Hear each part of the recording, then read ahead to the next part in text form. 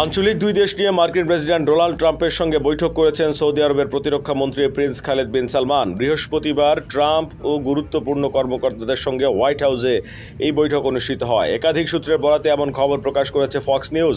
Prince Khalid বিন Salman Saudi যুবরাজ মোহাম্মদ বিন সালমানের ছোট ভাই, পশ্চিমা মহলে যুবরাজ মোহাম্মদের ছোট ভাই কেবিএস নামে পরিচিত।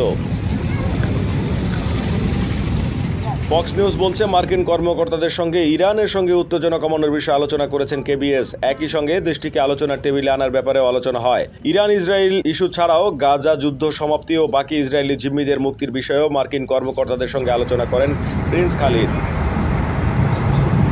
ইসরায়েলের সঙ্গে সৌদি সম্পর্ক স্বাভাবিক করবে কিনা তা নির্দিষ্টভাবে আলোচনা হয়নি বলে জানিয়েছে সূত্রগুলো। তবে এমন কিছু অর্জনের জন্য কি পদক্ষেপ নিতে হবে তা নিয়ে আলোচনা হয়েছে। প্রিয় প্রবাসী, আপনার নিরাপদ ভবিষ্যতের জন্য অর্ধেক দামে আজই ফ্ল্যাট বুকিং করুন। ঢাকায় প্রবাসী সিটি দিচ্ছে সীমিত সময়ের স্পেশাল অফার। জমি ও ফ্ল্যাট একসাথে। যোগাযোগ করুন স্ক্রিনে দেওয়া নম্বরে।